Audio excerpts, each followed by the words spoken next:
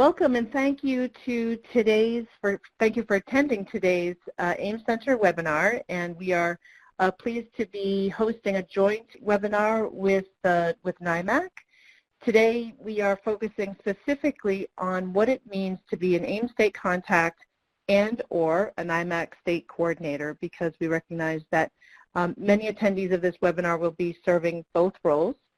My name is Cynthia Curry. I'm co-director of the National Center on Accessible Educational Materials, short for or long for the AEM Center.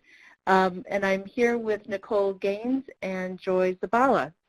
Joy and Nicole, do you want to introduce yourself? Sure, I'll leap in. I am Nicole, and I have been with the NIMAC actually since 2007. So I've been with it basically since the project opened, and I am the project co-director and the day-to-day manager of the NIMAC. So thank you guys for joining us today. And I'm Joy Zabala, and I am the Director Emeritus. Too big a word for me this afternoon, of the AEM Center, and delighted to be here. Great. So we're going to start out with a poll. We're going to ask everybody to please identify what your role is as participating in this webinar. Are you just an AEM state, not just, but is your sole responsibility as an AEM state contact? Are you your state NIMAC coordinator? Do you serve both roles? Are you not sure what your role is? And as you're identifying your role, we wanted to thank everybody for serving as AEM state contacts and or NIMAC coordinators or both. With your support and collaboration, we know that students in your states are receiving their accessible materials in a timely manner because of the way that the systems are set up. And we wanted to recognize that this is a voluntary position that you all have taken on, and that we value that. And we're hoping that today's webinar will bring some clarity and offer you an opportunity to ask us some questions in addition to some information that we'll share with you that hopefully will make your jobs a little bit easier and point you to some resources that you may not have been familiar with before attending today's webinar. Let me go ahead and broadcast the results so everybody can see these. It looks like we have 3 AEM state contacts, 2 NIMAC coordinators, and we have 2 attendees who serve both roles in their state. And we have 4 who must have abstained. Ah. Yeah, where are the remainder? So. Yeah, well, there's one. Okay, so there's one person in the attendee pod who's on the phone. So we have 10. Yes, we have 10 attendees. So we're missing 3 responses. But we will go ahead and because we have a second poll.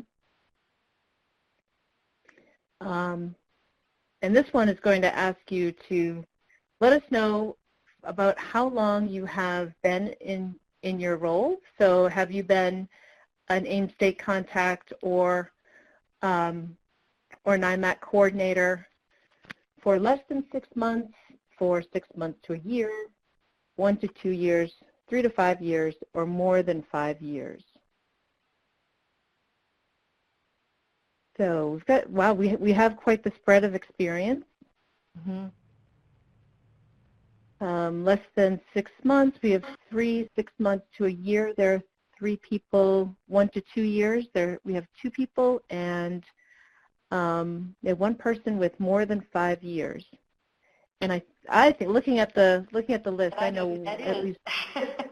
Well, I think I do too. I think that might be main site with more than 5 years. If you want to go ahead and in the chat at any time today, please go ahead and ask questions, make comments. We're hoping that this webinar will also be a kickoff for AEM state contacts and NIMAC coordinators to start a network, to know who each other are, to provide some support to each other. So please go ahead and use the chat to make sure you ask questions. It doesn't necessarily have to be just for the AEM Center or the NIMAC.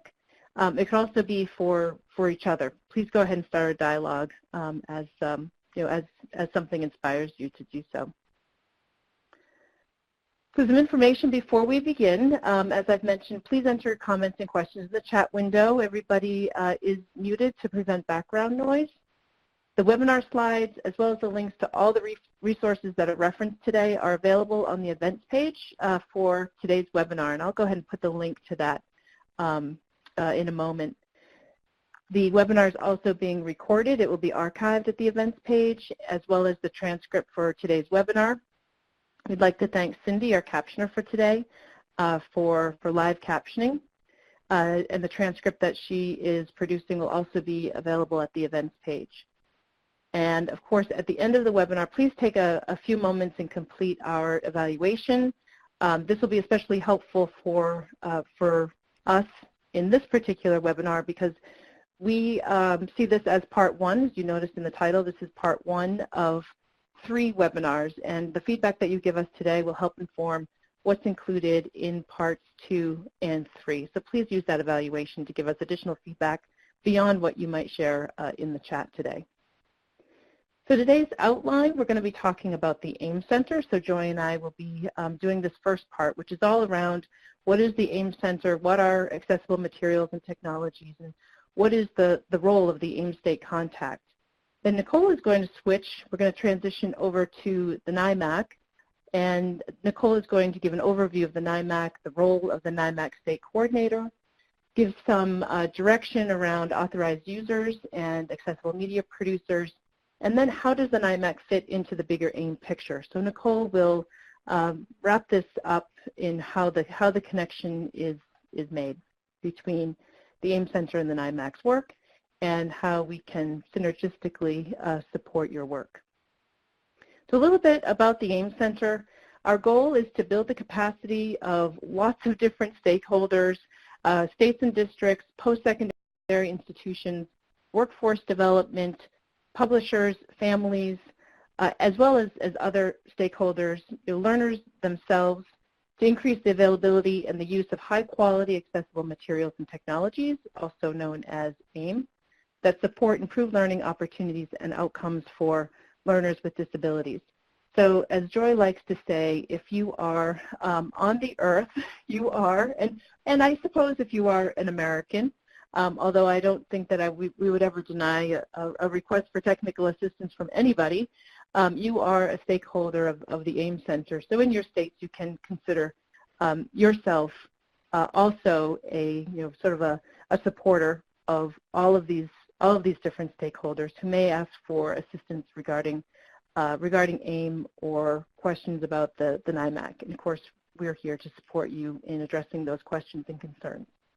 Our services include technical assistance. We develop tools and resources, all of that built on best practices, and it's available to all of our stakeholders. So we have 3 different levels of technical assistance activities: universal, which are provided through our website resources. We do a lot of conference presentations nationally. We provide webinars such as this, but we also provide targeted technical assistance. So if there's a particular need that we identify, that's either something that's identified by the team or something that is brought to our attention, we will develop a technical assistance activity around that. And probably today's webinar would be considered a targeted technical assistance activity because we are delivering this webinar to an identified audience. We know that there's a need for our AIM State contacts and NIMAC coordinators to have more information about what their roles are about. And then the final level of technical assistance is our intensive technical assistance, which we refer to as the best practices cohort. Of course, sometimes the word intensive will make people think of things like remediation or intervention, and that's just the opposite. With the best practices cohort states, we collaborate with 8 states that are developing best practices, protocols, policies, networks, and connections, so that what they're learning about providing accessible educational materials and technologies for students who need them in their states, other states can learn from that and scale those processes and protocols and practices up nationwide. So the 8 best practices states, and if you want to identify, I know that there are several here in the webinar, so if you want to go ahead and identify yourself in the chat that you are from one of the best practices cohort states, that would be wonderful to for everybody to see who's here from the cohort. But it includes Alaska, Texas, Minnesota, Iowa, Ohio, Indiana, Maryland, and Florida. We also have key partners and collaborators. You'll recognize most of these names. Bookshare, of course, Learning Ally, the NIMAC. So this is obviously the NIMAC is one of our key collaborators. The American Association of Publishers and the Software and Information Industry Association. Those partnerships relate to the availability side of the AEM Center. So there are 2 different sides of focus for the AEM Center. One is to increase the use of AEM by students who need them. And then the other side of the AEM Center is increasing the availability of AEM. So working with publishers and ed tech developers to increase the availability, to increase their development of technologies and materials that have accessibility built into them. And then SETA, which is the State Education Technology Directors Association. Every state has an ed tech director, and many of them, most of them, are members of SETA. So we have the opportunity with that organization to reach general education technology as well as private partners of SETA that represents a number of educational technology developers and publishers. What are accessible materials and technologies? What are these? What is the aim that the AEM Center is promoting? Well, there's a federal definition of accessibility, and it's this: that individuals with disabilities have the opportunity to acquire the same information, to engage in the same interactions, to receive the same services as individuals without disabilities. And the keys here is that it's equivalently equally effective and equally integrated and substantially equivalent ease of use as individuals without disabilities. So the key there is that if something is accessible, it's going to be equally integrated, it's going to be equally effective, and it's going to be substantially equivalent ease of use, easily used by students with disabilities as the technologies and materials that are being used by their peers in the classroom. So there are distinct terms that are related to access to information, and these are assistive technology, which I think everybody is likely familiar with. If you're an AIM State Contact or an NIMAC coordinator, you may have been selected for that position because you have some experience with assistive technology. The other 2 terms that are related here are accessible material and accessible technology. So the AT of course has two different definitions. One is for a device and one is for a service. A device being any item, piece of equipment or product system, whether acquired commercially, modified, or customized, used to increase, maintain, or improve functional capabilities of an individual with a disability. So these are the tools that support the functioning of individuals with disabilities. It could be an electronic braille reader as an example, switch access for students with physical disabilities, text-to-speech, voice recognition. All of those would be considered devices that increase, maintain, or improve functional capabilities. And then the second part of an assistive technology definition is the service. So in order for students to benefit from access to assistive technology, they need to be assessed to ensure that they're being provided with the appropriate technology and that they're given the opportunity to try various types of technologies that are related. And of course, they need the training, as do families, support providers, their educators. So AT service is broadly defined. I'd like to say a little word about that, Cynthia, before you go on. Of course. If you look at what those AT services are in their definition, a lot of those services sound like something that is done to a student rather than with a student. And yet, if you look at that STEM, it says that assists an individual with a disability, which in IDEA usually uses the word child in that spot. Why they use child and not student, I'm not sure, but in any event, one of the pieces of those AT services that I think we often don't realize is so important is the coordination of other services that the student requires. So it could be that the student is receiving services from several different service providers, but how those services are coordinated in such a way that it not only supports the primary goal of that service, but also promotes how assistive technology can be enhanced through that service. That's it. Great. Thank you, Joy. Accessible materials and accessible technologies are distinct, and this distinction can be very helpful when you're thinking about the procurement of curriculum, of products, to make sure that the materials and the technologies work together. It's what I call material technology accessibility harmony. So the materials are the information or the content that is that's of the curriculum. So it's the science content, it's the literacy content, it's that classic book that students may be reading, could be a math curriculum. And if it's accessible, that content is designed or enhanced in a way that makes it usable by the widest possible range of learner variability, regardless of the format. So whether it's print, like a standard print textbook, or it's digital, like an ebook, if it's graphical, it's part of graphs that may be part of a math textbook or part of a simulation online. If it's audio in the form of a podcast, a video, it's an app that may be downloaded by a student onto their tablet, something as basic as websites and simulations. All of those can be made accessible and usable by the widest possible range of learner variability. The accessible technology is the hardware or software that delivers that material. So it is it could be a learning management system. It might be a device such as a laptop, or it may be any type of device or technology. It could be a student's braille note. But it's usable by people with a wide range of abilities and disabilities, and it's either directly usable without assistive technology or made usable with it.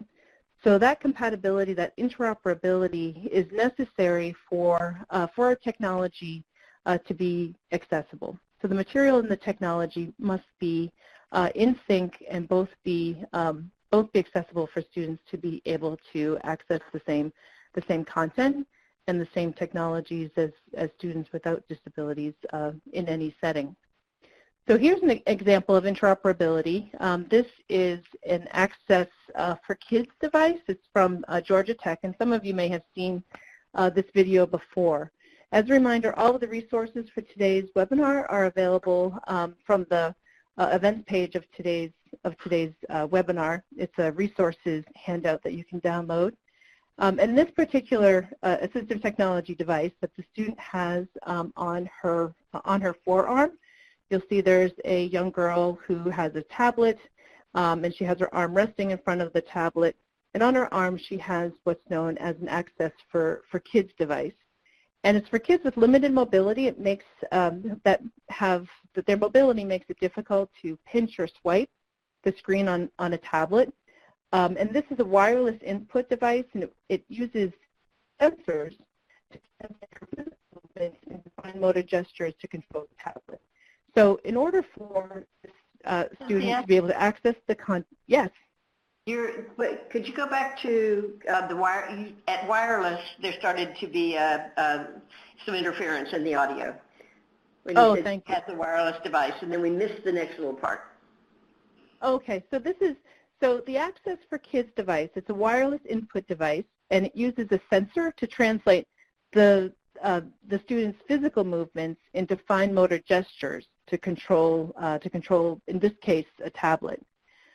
So the student is accessing both the tablet as well as the material, because the material is accessible. It is interoperable with the tablet. The tablet has features built into it that makes that content accessible. And then the students' assistive technology, the Access for Kids sensor switches, that is interoperable with the tablet. So this is what I refer to as the technology, material, accessibility, harmony. And Joy's going to pick up here with the laws and legal issues related to AIM. So I get to do the fun part here, huh? So Yeah. let's look at some of these laws and legal issues. In IDEA in 2004, they include access to instructional materials, and we sort of shaped that a little bit to be accessible instructional materials. And basically, if you look in your linked handout, you'll see that you can go directly to Section 300-172 and see the expanded part of this.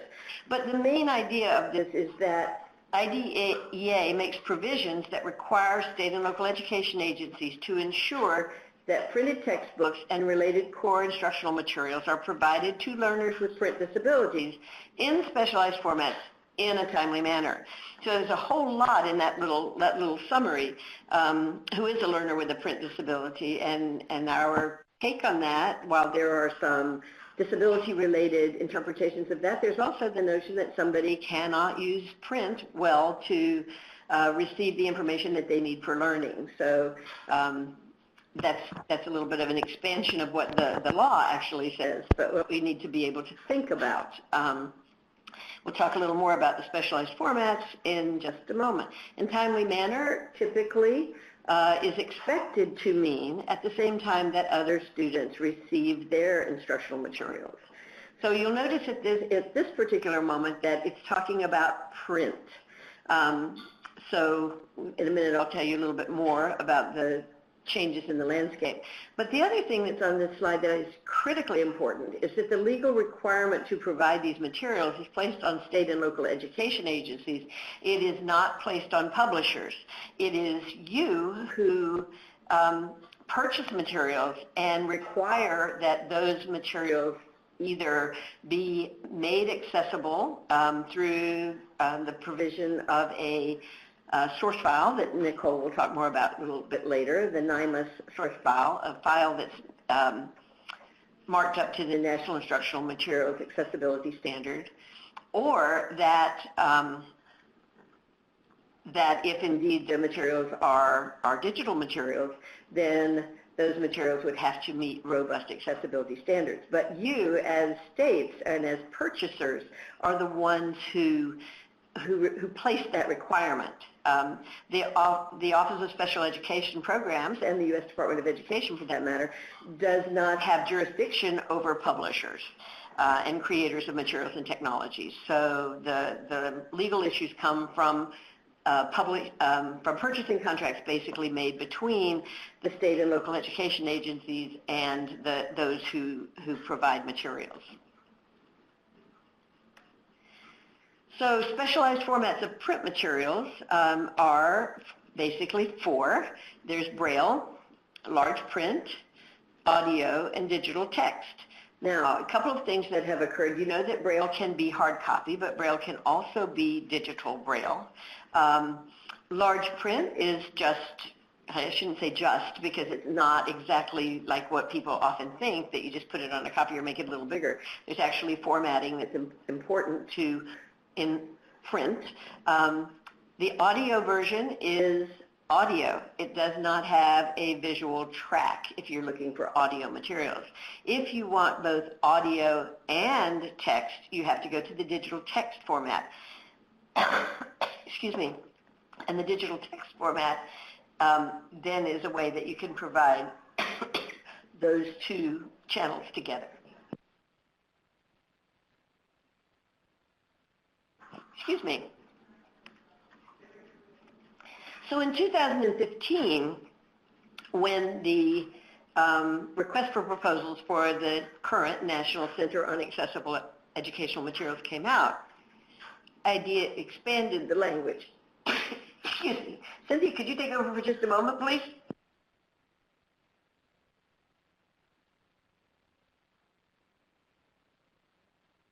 I guess not. So actually, it wasn't IDEA that made that change, but in a footnote to that particular request for proposals. Joy?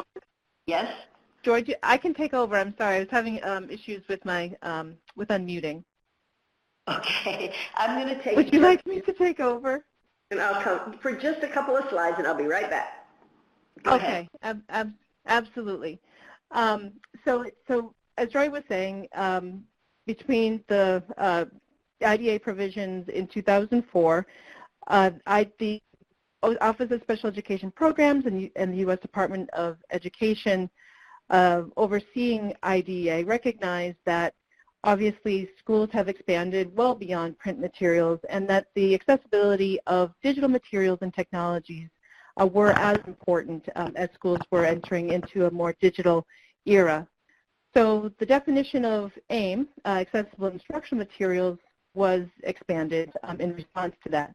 So what was AIM, accessible instructional materials, was based in print, was expanded to educational materials, which simply represented that there was an expansion to technology-based educational materials, which includes printed as well. And the definition really stays the same. That it's related to core materials required by state education agencies and local education agencies for use by all students, produced or rendered in accessible media, written and published primarily for use in early learning programs, elementary or secondary schools, to support teaching and learning. So I'm good to go. So, okay, so just want to, so AIM includes AIM, and Joy will pick it up from there.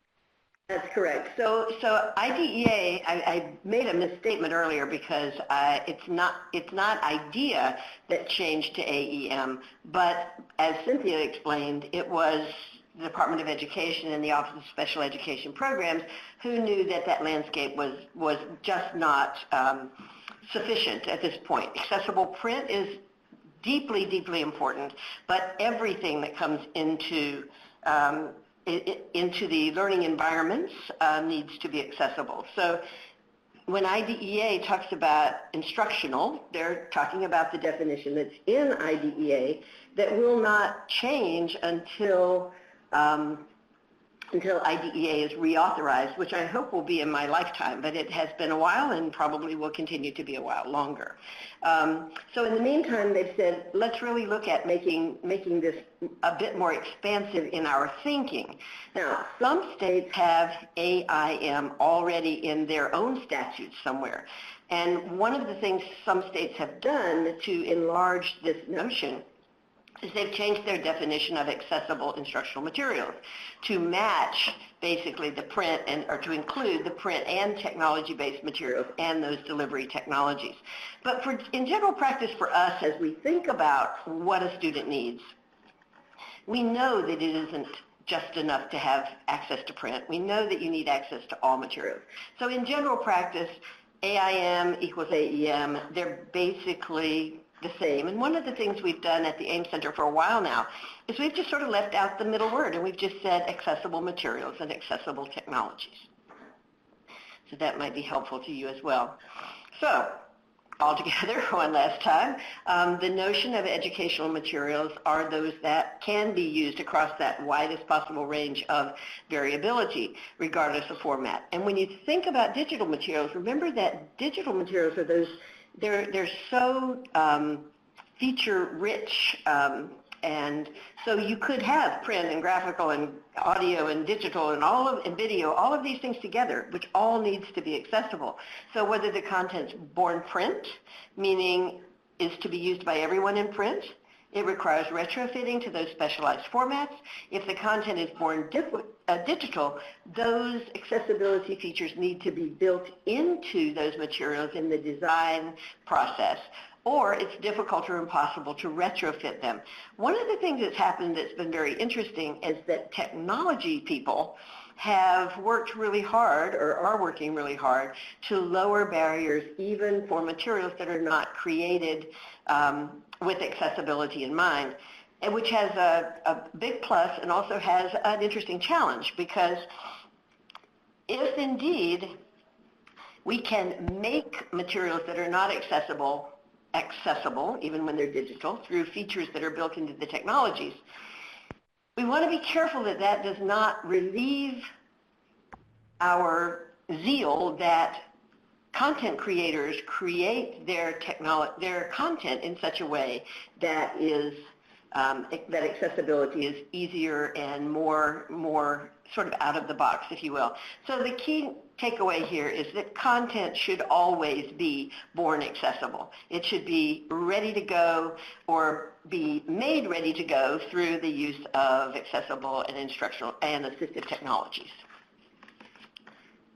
So if you have questions, please do put them in. And Marnie, I noticed that you do. Let's see, Marnie says, when we talk about multimedia materials, it also broadens the universe of students with potential accessibility issues. Absolutely. So for example, deaf students aren't included in students with print disabilities category, but definitely can have access issues with videos, etc. And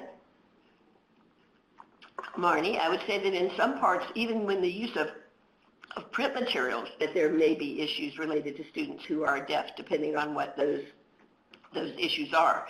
So I think that's a very important thing to think about. Looks like Marnie's going to follow up, and I think it's something that the AEM Center is increasingly addressing. We certainly consider students with that experience any barrier to educational materials to be part of our stakeholder group.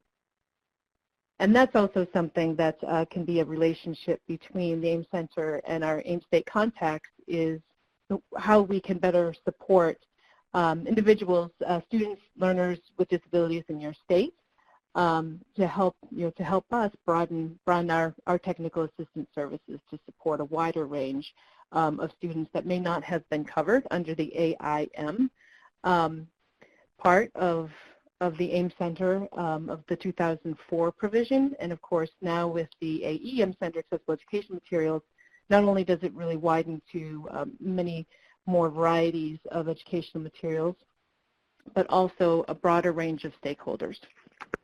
Exactly. And that's an important thing to think about because I think one of the things that we've learned over time is that accessibility is a bit of a moving target. It's not just, is your material accessible or is it not accessible, but rather, to whom is this material accessible?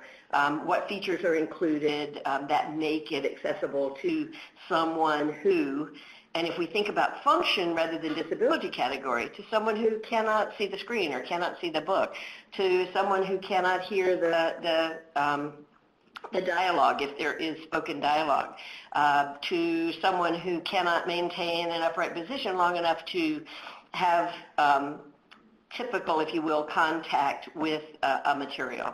So all of these things are really not exactly related to disability category, but at present, and I know that Nicole will go into this a little bit more, at present copyright law does use disability categories to speak of, which I think is really one of the points that Marnie was making, is that functionally there can still be lots of issues that create barriers for students, whether or not they are in a particular disability category or not. So good stuff to think about and to ponder and to talk with others about. So when we think about the role of the AIM State contact, basically the role of the AIM State contact is a little bit different than the role of the NIMAC coordinator, which Nicole will go into in much more depth. One of the things that you know probably is that if you go under supporting learners, the first bullet under supporting learners is a list of the AIM State contacts and some additional information related to the state education agency. So if you ever want to know in fact, you should all check what's there on your own, but you also may want to get in touch with someone else, and this is where you would get that information. Often when we get a request, we make sure that you in your state know that there's been a request from your state, sometimes by copying you, sometimes by informally contacting you, just so that you have the opportunity to know what's happening. Also, we refer people to you as the AIM state contact. Here's a person in your state who could talk to you about the details of how this works in your state. So it's important for you all to be knowledgeable, and also for you all not to be hesitant at all to contact us and say, let's talk about this some more. So some of the things that the AIM State Contact does is you will disseminate information about the AIM Center. Sometimes you complete surveys and answer questions from the AIM Center. You use the AIM Center for technical assistance for yourself or from others in your state, and also share the resources of the AIM Center and other sources as well with people in your state. And if there's a change in the AIM State Contact, we ask you to notify the AIM Center so that we can change that information. And if you are no longer the state contact, you would probably rather not get messages that are supposed to go to that other person and have to forward them on. So it's to not only for our best interest, but for your best interest as well, to make sure that we know if there's been a change. And then the AIM Center resources. One of the things that has been really important in the last 10 years of working toward quality instruction, quality practice, is quality indicators related to accessible educational materials. There are 7 quality indicators, and they don't work individually, but they work all together. And they contribute in some way to a coordinated system that provides accessible materials in a timely manner. So, Cynthia, would you like to say a little bit more about the quality indicators before we go on? I will just add, I'll put the link in the chat as well, but the quality indicators, the 7 quality indicators are the same across all of our stakeholder groups, whether it's K-12, higher ed, or workforce development. Each of the 7 quality indicators, however, has their own list of critical components. So the critical components for K-12 are different from those for higher ed and workforce. The workforce development critical components are still under development, and you'll see on our website page for the quality indicators that we are welcoming input from people in your state, your workforce development representatives, people who work on grant projects related to the Department of Labor, your transition specialists. We are all welcome to support us in our work of completing the critical components for workforce development. Great, thank you. One of the things to think about is that the quality indicators themselves, those 7 indicators, are basically, here's something that needs to be happening in order to do this well. But the critical components, as Cynthia explained, are very specific to the education level that you're talking about, because there are sometimes different statutory issues. There are certainly different areas of focus in K-12, in higher education, and in workforce. So those are an important resource. Another resource is AIM Center's Quick Starts. So if someone comes and they, depending on the perspective from which they're coming, parents or families, K-12 educators, people who are in supportive positions in state and local education agencies, certainly teacher educators and higher ed faculty. Those teacher educators may be higher ed faculty. They could be in-service or pre-service people as well. And then workforce development. So what we've done is bring together some brief answers to the most commonly asked questions and links to additional resources, particularly that seem to be of high interest from those different perspectives. And we are always looking to make those as effective and efficient as possible, and so they do change from time to time as new resources develop or as language changes a bit. So those are very helpful usually, and I would say if they're not as helpful to you or to the people that you work with in all of those groups, definitely let us know about some things that we could do to make them be more useful. We also have AIM Center events, lots of those, and those are things like this one, the webinar. There are the presentations that we make in different places, often in collaboration with others. And so always check out that particular part of the AEM Center website to see what's going on. We try to make sure that you know about everything that's happening at the AEM Center, but just in case we miss, you can always go to that spot and find it. You have to scroll down a little bit, but it's right there for you to see. One of my favorite parts of our resources are the AIM in Action videos and a few other kinds of resources. There are two that are very rich case studies. One is Bailey's story. Bailey, interestingly enough, is a young man with autism. So he's not a person whose primary disability relates to the use of print or instructional materials. However, you will see if you look at his story how much his inability to use instructional materials well interfered with his behavior in other circumstances. And it's quite an interesting piece because it talks from the perspective of his mother, from early teachers when he was in middle school to teachers in high school, to Bailey himself talking a little bit about the differences in his own education in his own life because of someone realizing that he needed access to instructional materials. And there's another young woman named Yuna, that's spelled J-U-N-A, and her story is really interesting as well because she's a student who's blind, and her story takes you all the way through what a general ed teacher is doing for her that he found was very useful to others, what the TVIs, teachers with visually impaired, did when she was a very young child, how they changed what they were doing by the time she was ready to graduate from high school and go on to college. So lots of interesting information that is usually very compelling to people. So be aware of those, and when you need to share something and someone says, I'm really not sure if this really makes a difference or if this person meets the criteria, here are some places that you can look.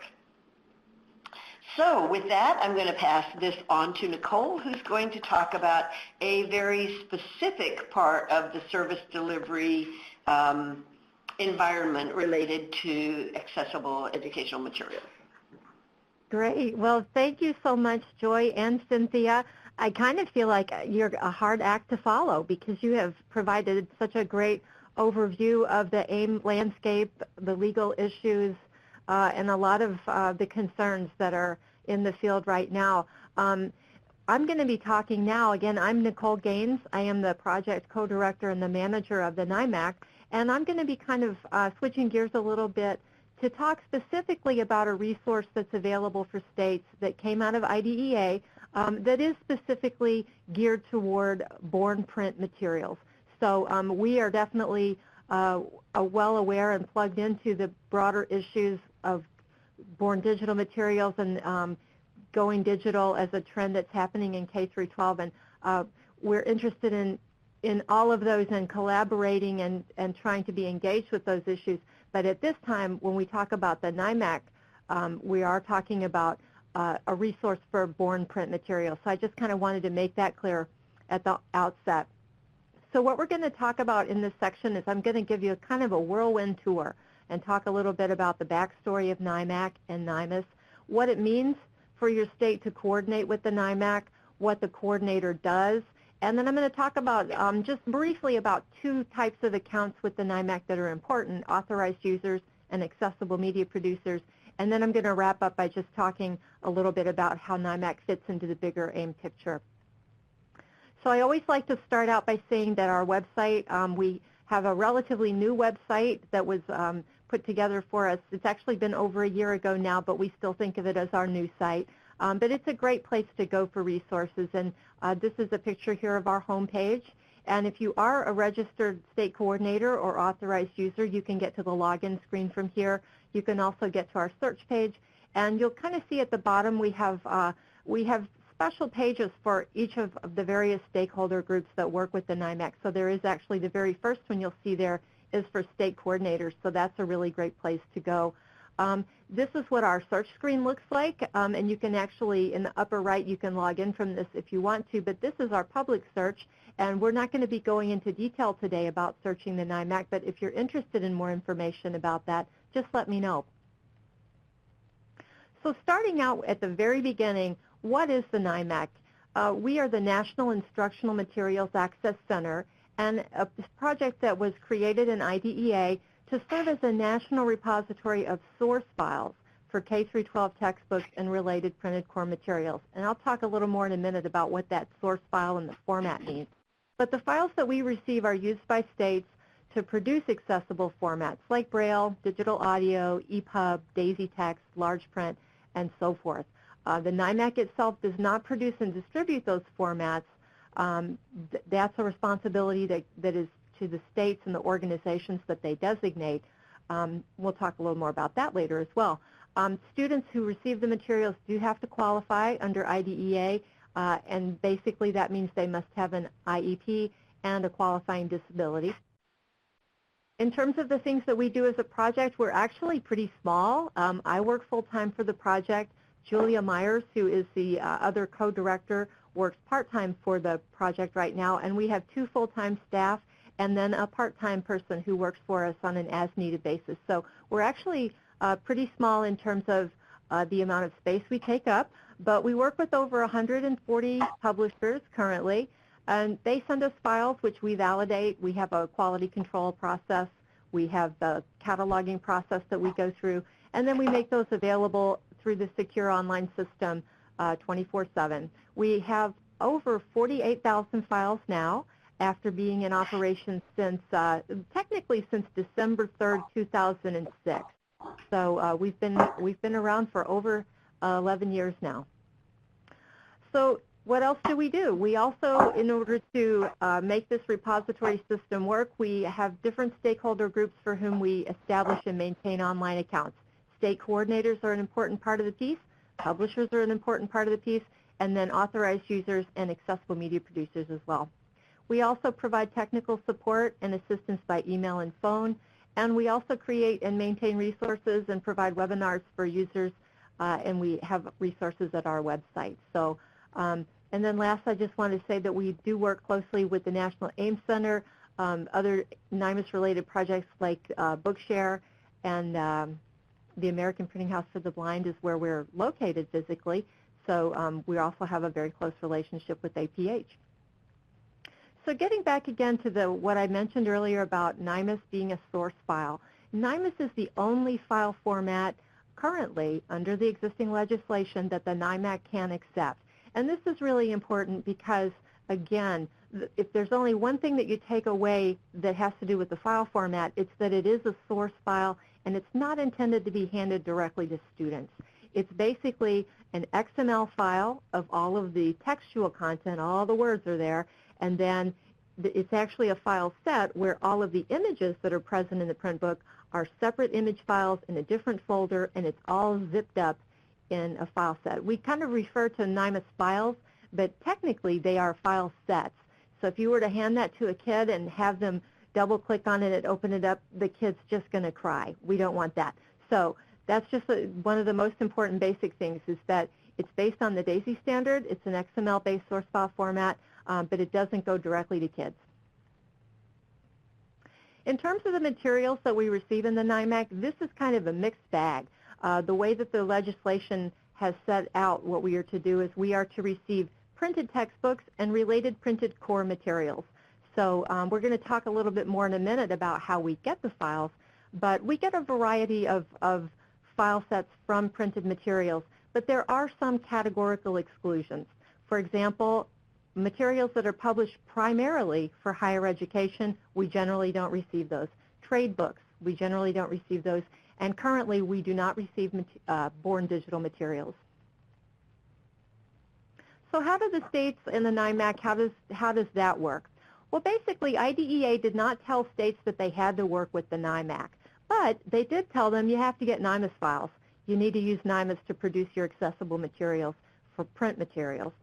So they gave states the option to either opt in or coordinate, and I use those interchangeably. It means the same thing. You can either work with the NIMAC to get the files, or if you want to go to the individual publishers every time and work with them directly, you have that option. So that hasn't appeared to be too appealing to folks. So pretty much all of the 50 states, plus 7 eligible outlying areas, have actually opted into the NIMAC. So when states do coordinate with the NIMAC, it's really pretty straightforward. They only really agree to do two things. The first one is to include language in their print book adoption contracts and purchase agreements requiring publishers to submit NIMAC files to us. That's the first thing. And the second is just to play by the rules, to abide by the limitations that are set out in IDEA in terms of student eligibility, the use of the files, and so forth.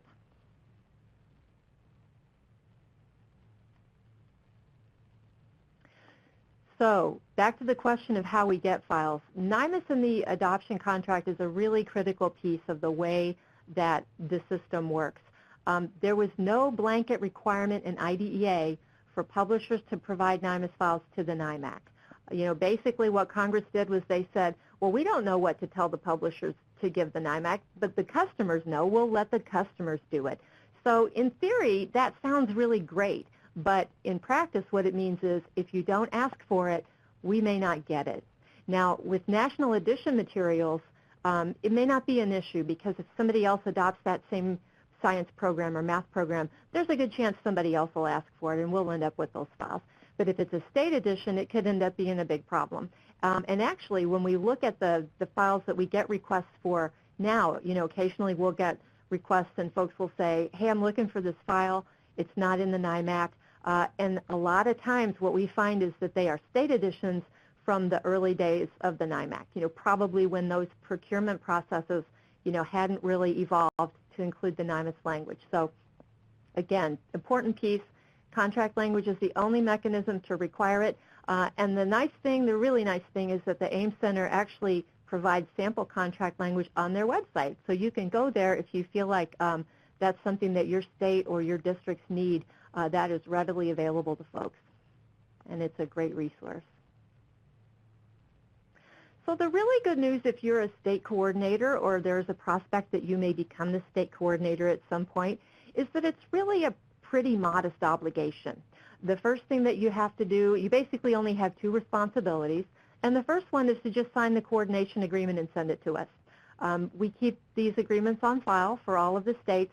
And we also, just from a practical standpoint, if that role changes hands, that's where we get your contact information so we can update your account information in our system. So in that agreement, we can send it to you or it's available on our website readily if you need that. The second responsibility of the state coordinator is to add or remove authorized users for your state as needed by logging into your NIMAC account. So again, if you're kind of a newer state coordinator, at the point at which we update that account, we'll reset the password and so forth. If you have any questions about your credentials for getting into the system, just give me a call, send me an email. I'm happy to help you out with that, or the staff are happy to help you out with that. In terms of actually creating and deleting authorized users, the new system that we released this year, which we call version 3 of the NIMAC, has really made that an easy process. Honestly, if you are going to designate a new authorized user, you really only need to know 3 things: where they work, what their name is, and their email address. You enter that into the system, and we have an automated process where we take care of the rest. So it's super simple. Equally easy is if you, oops, I didn't mean to do that. I think I just, let me move that back up there. Okay. Yeah, so creating authorized users is really simple, and deleting authorized users, it's very funny. If you want to know what just happened there, I tend to talk with my hands a lot. I'm the only person in the building today because most everybody else is gone for this offsite event, but I still talk with my hands, so I keep knocking my hands against the keyboard. So that's the explanation if things start flying around. But to delete authorized users, it's also very, very simple. All you have to do is basically log into your account. You can view your users. You click a button, and poof, they're gone. So that part of it is really easy.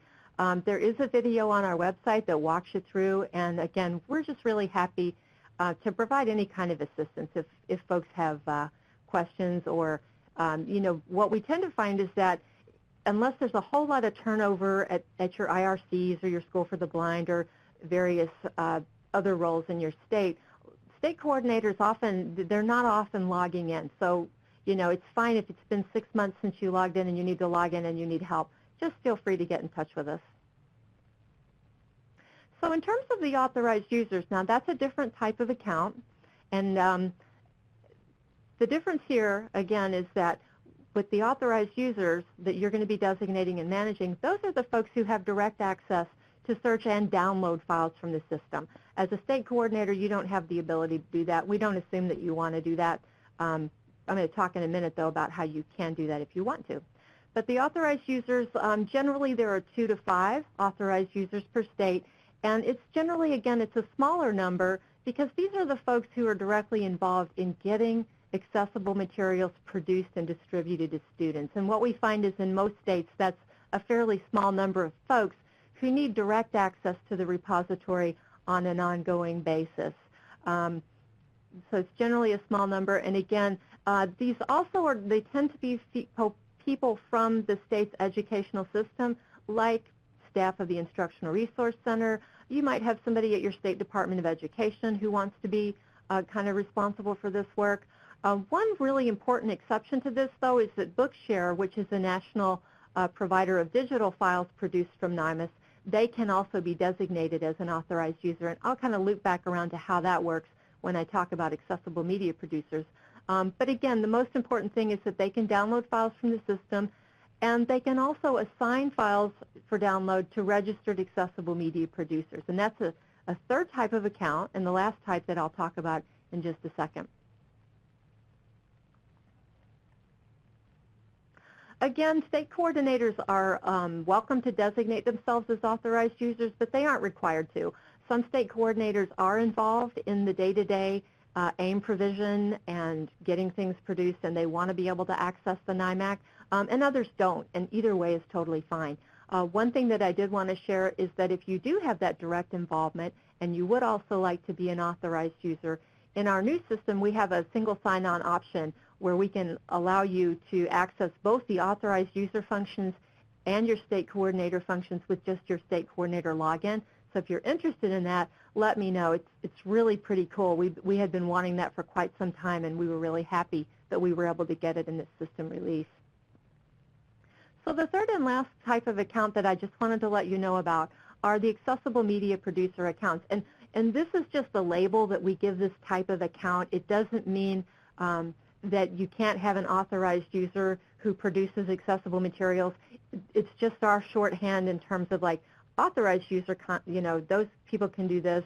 Accessible media producer accounts, they can do this, but it doesn't really have any implication in terms of what the different organizations actually do.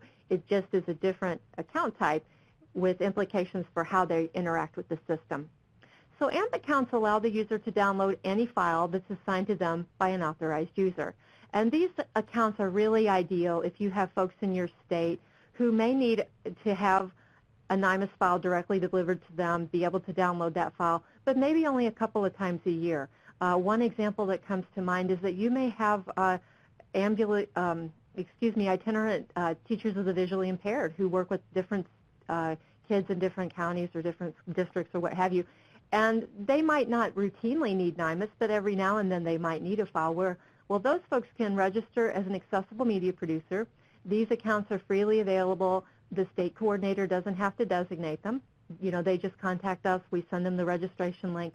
And then when they need a file, they just contact the designated person in their state. That person assigns them the file. They can download it, and boom, they can do the translation work for the student that they're working with. So basically offering the AMP accounts helps us to have kind of a modicum of control, actually more than a modicum, but it allows us to offer some flexibility to states because you can really have as many AMP accounts, folks can have as many AMP accounts as they want, but we still have just a limited number of folks who have unlimited access to any file in the repository. So it's kind of a happy medium, we think.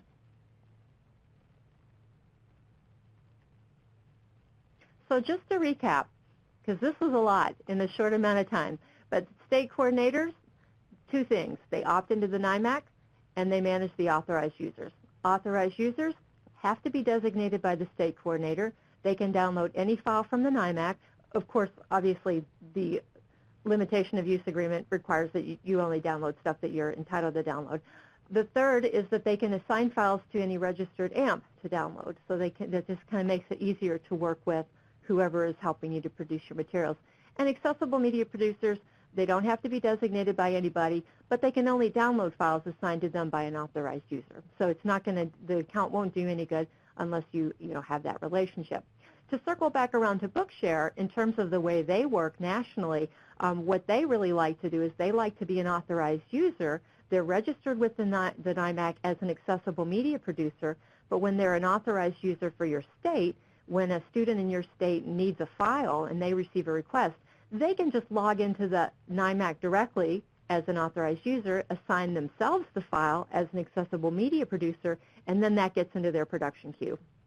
So that's why it works out for them. It just kind of works out with the way they've established their workflow, that's the way they like to do it. And that's certainly an option for the states if they would like to do that with Bookshare. So I want to wrap up by just talking a little bit about NIMAC in the big picture.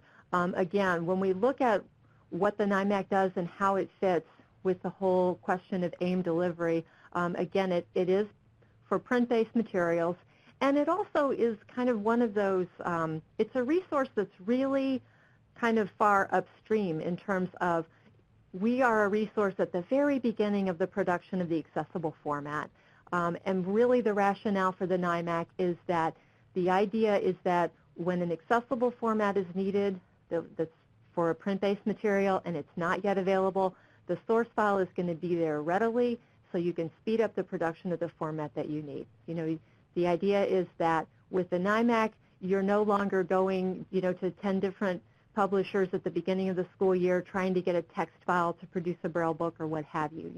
This idea of a central location where these files are, and also a single file format of, okay, it's going to be NIMAS, learn how to work with NIMAS in your production, for your large print, for your Braille, for your EPUB, for whatever, and you're good to go.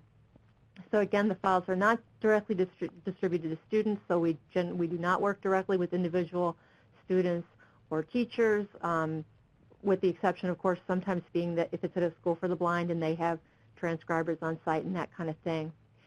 So what we always like to try to remind folks is that, we really want to feel like the NIMAC is a part of the bigger AIM picture, that it's working seamlessly with other resources that are available out in the field. And so one of the things that we always want to be a part of the conversation when we're doing trainings is that before you create a new format, be sure that it's not already out there. And I think that that's something that for folks who have been in the field for a long time, they know that. But we always like to just say it anyway because we want to be sure, because there are resources out there for people to avoid duplication of effort, to avoid expense by benefiting from materials that have been produced by other folks. So what we really recommend that folks do is that they take advantage of the LUI Plus database. I don't know if you guys or if your staff routinely, use LUI Plus in your work, or if you've heard of it, but it is a national database, and it's actually kind of like a federation of different searches from different databases. It's kind of an aggregate. And if you've worked with the American Printing House for the Blind in the past, you may be familiar with LUI. And LUI was kind of originally a resource primarily for materials for blind and visually impaired students, and LUI Plus kind of expanded that to a much broader range of materials. So anyway, the idea here is that if it's already been produced, you might be able to get the material from another source. So we just always recommend that people search LUI Plus first. There are over 140 organizations that provide information to LUI Plus, including the American Printing House for the Blind, Learning Ally, Bookshare, and the NIMAC also participates in that search as well. In terms of searching it, it's really easy to search. I'll show you a screenshot in just a second of that, but the best search is always student print book ISBN only, not the book bundled with 6-month digital subscription or CD-ROM or what have you, just the print book without the hyphens. And it's really great because if the format you need is found in LUI Plus, you can just use the detailed information that's provided there, shoot them off an email, pick up the phone and call them, and find out. And it may not always work out that that that's a better alternative for you, but it's a way to kind of make an informed decision. I know that resources, nobody out there is just, swimming around in resources to produce AIM. So, we just want to benefit from materials that are out there when they can be shared or when they can be obtained from another source. So this is just a quick picture here of the Louis Plus. And again, we're not going to go into searching it here, but if you're interested in more information, please ping me offline, and I'd be happy to send you some additional resources. And then, again, since NIMAC participates in the Louis Plus search, the other great thing is that if the format you need is not already available, you can see in those same search results if the source file is available. And if you happen to be logged in to the NIMAC as an authorized user at that time, you can click the link in Louis Plus and go directly to the download page in the NIMAC and download the file. So it's just kind of nice. It's just a really helpful resource, kind of a one-stop shopping sort of thing. And the last thing that I just wanted to say is that we are always really happy to help folks to get plugged into resources, to help locate resources, to try to find alternatives if what you need, is not NIMAC eligible or what have you. So my general rule of thumb is that if you have anything NIMAC related, if there's a file that you can't find in the NIMAC and it seems like it should be there, please give us a call, shoot us an email. We are happy to research ISBNs or titles and try to find help for you if we can. A lot of times if we don't have a title, for example, we can sometimes expedite the NIMAC if it's a newer publication. And sometimes if it's material that is not brand new, but it's still in print, we can sometimes get NIMAC files by request. Just to clarify, that is no substitute at all for including the NIMAC language in the contracts, primarily because NIMAC production is generally outsourced to conversion vendors who are offshore. There are a lot of conversion vendors in India that publishers work with and that we work with, and they're great to work with. They're really, really great folks to work with. But it takes time to get these materials produced. It's not like a PDF situation where in the course of producing the print book, at some point a PDF was created and it's just a matter that that publisher has to Dropbox you the file. When it comes to NIMAC, they actually have to send InDesign files or some type of format to a conversion vendor, and it can take 2 to 3 months for that process to be completed, depending on the workflow of the conversion vendor and whatever arrangements the publisher has. So, so all this to say, we really want to help. We may not be able to help in terms of like if it's an on-request NIMAC, but the thing about it is we feel like if we get the request for NIMAC now, and even if it takes a couple of months to get it, well, at least it's there for the next time, a student needs that for a different format or what have you. So, we always like to, even if we can't provide immediate satisfaction, we still like to follow through on those because it's obvious that it is important material and it's material that's been needed. So, and this screen is just a list of the various links that I've mentioned in the presentation. And that pretty much brings my part to an end. So I'm going to hand it back over to Cynthia and Joy, and we can have our Q&A. Thank you guys so much. Thank you, Nicole. That was just a fabulous overview of the NIMAC. You seem to, for how complex the NIMAC can seem, I think that you have addressed hopefully a lot of the questions and concerns that some of the attendees have about using the NIMAC, and that they know that they can reach out to you with any questions. And of course, now is the time for Q&A. So if you have questions, now would be the time. We'd really appreciate hearing from you. A lot of times the questions that you ask help inform our technical assistance, and in this case, we'll be looking at the types of questions and comments to help inform the upcoming follow-up part 2 and 3 of this series for AIM State Contacts and NIMAC coordinators. And Mary Lane of New Hampshire had asked for the slides for today, and they are the slides as well as a digital handout that has all of the resources that we use today. Those are at the event page for today's webinar. So it would be the same place where the webinar was advertised, and I put the link into the chat. And as Joy mentioned, if you scroll down from that page below the description, you'll see where you can download the handout of resources as well as the PowerPoint slides. And of course, this is all Creative Commons. We encourage you to use these materials in your own state to train others, build awareness. And of course, you can always adapt them for your own purposes. Marnie is asking, my sense from conversations here is that the NIMAC resource is primarily used to access materials for students who are blind or visually impaired. Is that true of how most states are using the resource? Well, what do people think? I think that those of you who are working in states, maybe some of you might respond in the chat, whether that is how your state is using the NIMAC. I think that those of us who are presenting the webinar, we have some perception of that, but I think it would be a much more accurate answer if some people here who are AIM state contacts and NIMAC coordinators might address Marnie's question.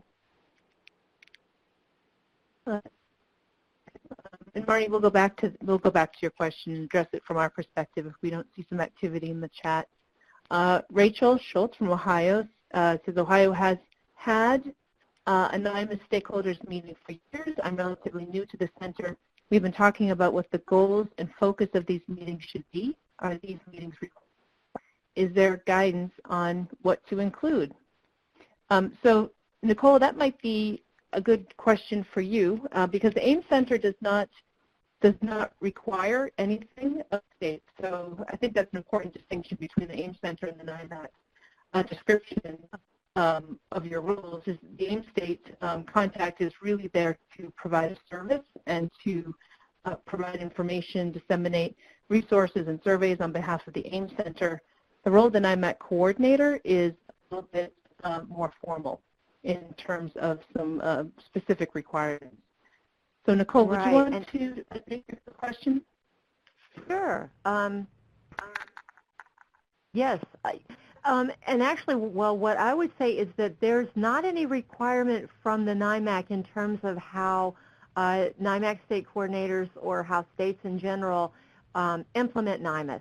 So if there's a NIMAC stakeholders meeting that is required in Ohio, that would have been something that would be established at your state, but that would not have been something that we would require or that we would really have been involved in setting up for you. It would be interesting. I would be interested to know how it does function. That could be actually good information for us. We're always interested in knowing, from our standpoint, how can we provide additional support to states in terms of making their NIMAC systems, the way that they work with the NIMAC and how they manage authorized users and so forth, how that can be improved or what kind of support is needed and isn't there. So I would be really interested. This is the first that I've heard that you have this group, but I'd be really interested in having a little more information about what kinds of things you do discuss and how this contributes to how NIMAC works in Ohio overall. So thanks for sharing that. And Rachel followed up and said that she can definitely share some meeting notes with us and offer any knowledge she has around what has happened in the past. So here's a great opportunity for us all to have an idea of what's going on in a state like Ohio. And Ohio, of course, is on the list of the AIM state contacts at the AIM Center's website. So if anybody wants to follow up with Ohio to learn a little bit more about what their NIMAC stakeholder meetings are like, to have some meeting notes, you can reach out to Ohio from the AIM state contacts list on the AIM Center website, and that's Rachel Schultz, who's talking with us in the chat. But Jan Rogers and Sarah Boney they're also here in the room from Ohio. great. Well, I would definitely be interested in reaching out to those folks. I also noticed that Sarah McKay has a question about core materials, and this is actually an excellent question, and it's a pretty important one because the language in IDEA is printed textbooks and related printed core materials. And in the early days of the NIMAC, there were states had gone to the department and they said, you need to tell us what core means. What does core mean? And OSEP was, they kind of were like, yeah, you just have to kind of figure that out. So it's really kind of been a dialogue with the publishers. And I think what's most important is that it goes back to the language of the contract. And I think if you put it in your contract and you ask for the textbooks and the workbooks and the black line masters, and if the publisher, if it's printed material that's distributed directly to the student for use in the classroom, then from the NIMAC standpoint, it's not exempt and we're fine to accept it. So it ends up becoming kind of a conversation between the customer and the publisher. And I will say that it's kind of, different publishers have a different interpretation in terms of what they're willing to provide and what they aren't. Some publishers are willing to provide a variety of ancillary print materials, whereas others are like, we'll give you the core textbook and the core workbook, and that's it. So it really varies, but I would say that your best bet in terms of just as general practice is ask for everything that you think you need, and then if the publisher comes back and pushes back, then you can have a conversation at that point. But when it comes to talking about core, it actually means kind of the nature of the material itself. It's like, is it required for use by students in the classroom, or is it really just kind of an ancillary material that's optional, I don't know. An example of that would be, I guess probably the easiest way to kind of understand that is that something that would not be core instructional material because it was not published primarily for use in K-12 education are trade books. And this is something it's been kind of an issue over the years because a lot of trade books are used in reading programs, for example. It's really common. But at the same time, a lot of those, especially if they're classics, they are available in audio. They are available from NLS and Braille. They are available in various formats. So they are categorically excluded from NIMAC because NIMAC is like, we're trying to address the problem of textbooks and workbooks, core instructional materials, and not trade books. So I don't know if that really helps, but when it comes to stuff that's a part of your curriculum, and when you're adopting materials, I think it's just a matter of, ask for what you want, and then if it's an issue, you can deal with the publisher. The other part of your question, Sarah, is about core subjects, and that's not what it's about. That these are all classes, all printed materials that are used, not just it's the, as Nicole explained, it's the core materials, meaning that which can be purchased from the publisher with the textbooks generally, but it doesn't mean only for those 4 subject areas, and that is something that people misunderstand a good bit. So thank you for asking that one and getting that clarification. Yeah, and thank you, Joy, for chiming in on that, because I was kind of trying to point to that, but I did not say it very clearly. So thank you for doing that. And yeah, we've gotten NIMAC files for theater arts, for dance, for music, for a variety of subjects. So yes, anything that the school is teaching, really, I think. Carpentry, we've had carpentry, automotive stuff, cooking. Excellent. I think I need some of the cooking things. So going back to Marnie's question, let's see, I think some things have come in. As a reminder, Marnie was asking about whether other states' perception of the use of the NIMAC is for students who are blind or visually impaired.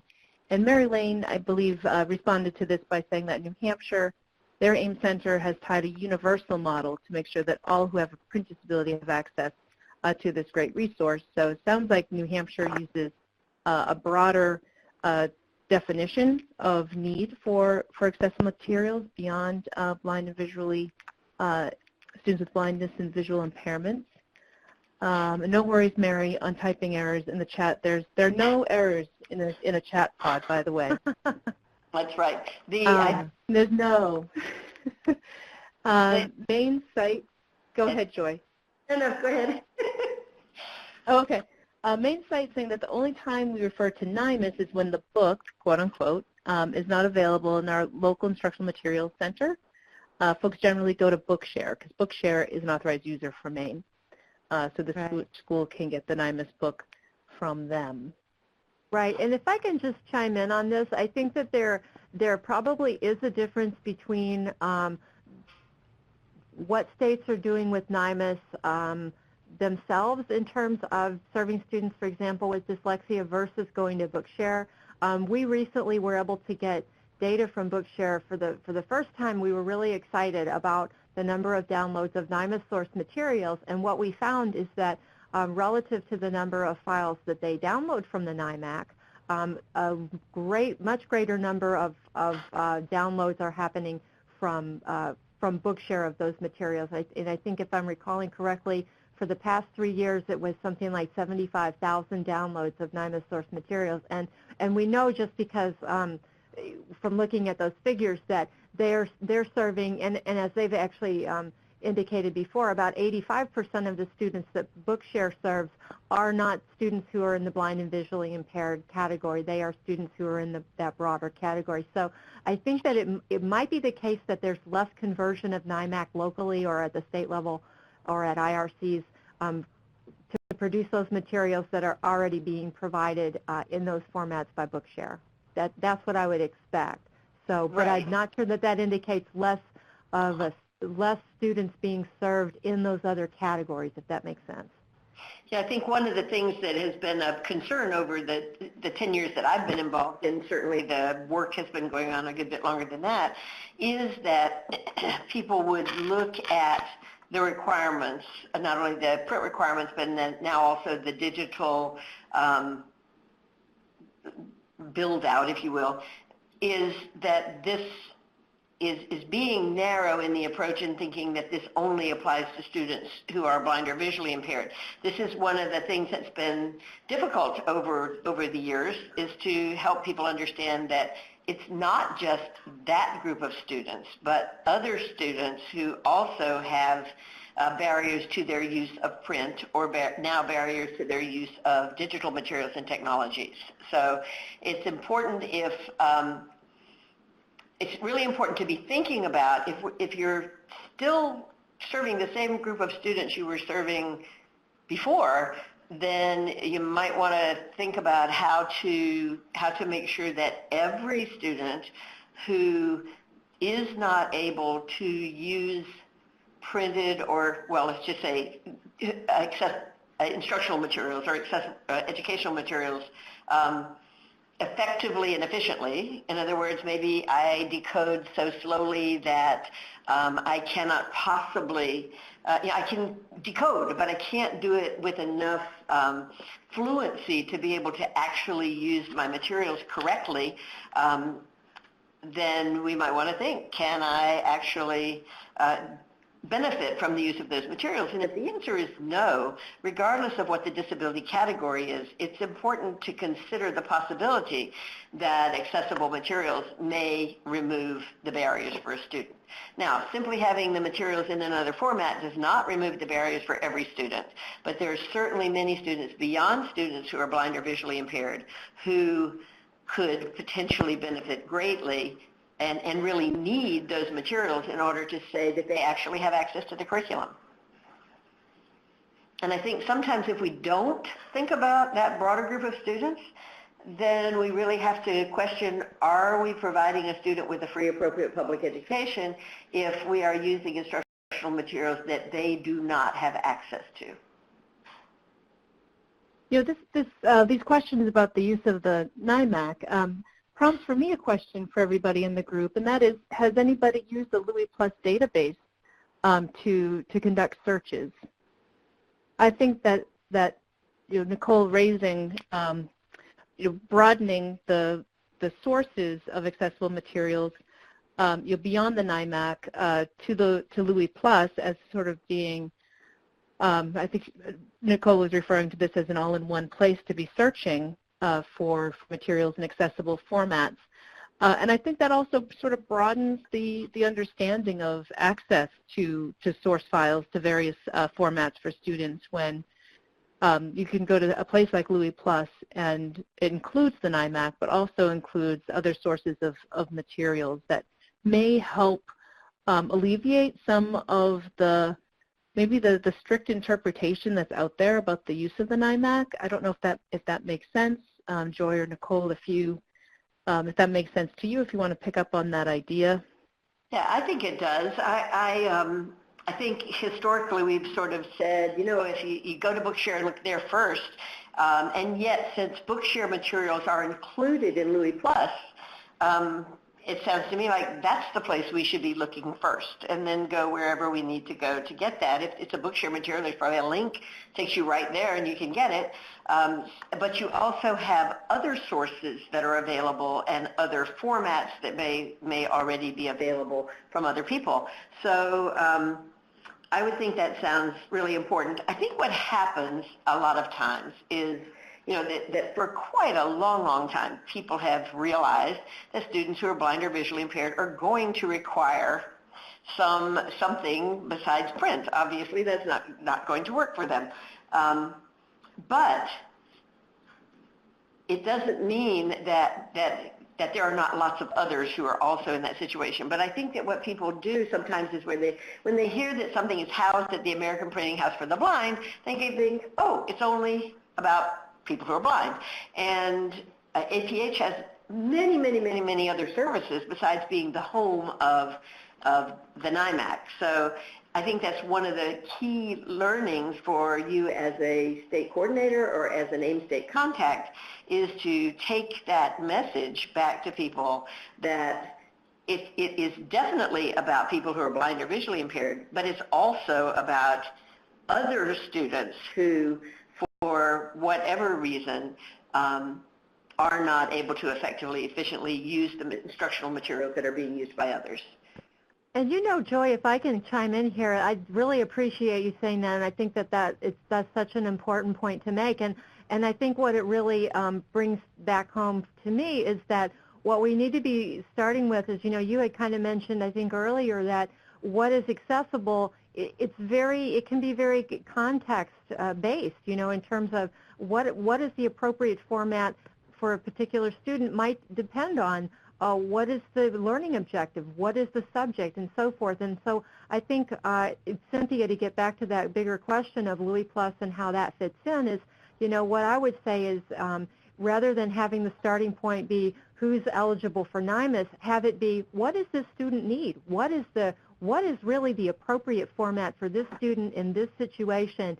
And go to Louis Plus is just an example in terms of what resources are available, is the format the kid needs already there, and then work from there of, it is there, these are our options, it's not there, and then go to your options from there, but it really needs to be very student-oriented in terms of, rather than starting at who's eligible for what, start with what is it that the student really needs. I think we'd say amen, amen, amen to that one. Absolutely. Certainly, it goes back to that decision-making process and going through the purposeful, methodical decision-making process of does the student need aid, and can the student access the same materials and technologies as other students, and if they can't. Cynthia, I think that your audio is gone. We're losing your audio. Oh, I'm sorry. Can you hear me? I think what it did, Cynthia, is at 3:31 it said, "You're done." Oh no. Can you not hear me? Yes, we can hear you. No, you're back now. You're okay now. Okay, great. I was just saying that it all goes back to that purposeful decision-making process. That can the student access the same materials as other students? And I think we also need to make sure we go back to the beginning. That here in the end, we've been talking a lot about the NIMAC and access to print materials, but these same questions, that decision-making process of can the student really access the curriculum and all that entails. and determining if the student cannot access that curriculum, those same learning opportunities as all students, and equally integrated, equally effective, with substantially equivalent ease of use, then the team needs to make some decisions, and one of those decisions is, what are the sources? How are we going to replace these materials and technologies with something the student can access and can learn from, and that minimizes it being different from what the other students have access to for learning. And of course, the NIMAC plays that role for print materials, providing students the same material as other students, but in a format other than print that they can access, whether that's digital text, large print, audio, or Braille in case of the NIMAC. And I think in future webinars, go ahead. In future webinars, we can certainly go deeper into those other areas of what do you do if it's a digital material that a student cannot access. Right, and before we close, Victoria Gaetana from Florida has mentioned that they actually have digital rights managers out in their districts that are, and they serve that as the primary contact for the AIM, both print and digital, within their district, so that there are people with knowledge and skills and supports at the district level that helps that whole timely manner issue and knowing what to do and what not to do, and thinking again about the student first. So thank you, Victoria, for putting that in. Cynthia, you want to close us out? Sure, I'll close out. The final slide of the presentation has our contact information. Of course, this is also available at the event page for today's webinar, both the slides and the resources. In addition to the link to the survey that was just placed into the chat, it's the SurveyMonkey link. You can also get to the evaluation from this web pod that I just put into the center of the screen. If you click on that text, a Browse To button will come up, and that will take you directly to the survey. Alternatively, when we end the webinar, we will close out and send you directly to that survey to give us some feedback. Like we said from the outset, please be thinking about what additional information, what should be the next direction for our webinar series. So thank you very much for attending today's webinar. We hope it was helpful, and we look forward to continuing this partnership and this collaboration and working together. Thank you to Cindy, our captioner, for providing her service today. Joy and Nicole, what do you have to say to close out? Just thanks everybody for participating, and thank you, Joy and Cynthia, for inviting me to participate today as well. I really enjoyed it, and I'm very excited about our future collaborations. What's fun about having the AEM Center and the NIMAC do this together with all of you in the States is that we're all better together, and we're all in this together, and this is a really nice example of that happening. So happy holidays, everyone. Try to get some rest and be ready to come back and change the world in January. Great. And fill out the evaluation. All right, closing out now. I'm going to stop the recording and close the meeting. Thank you, everybody, once again.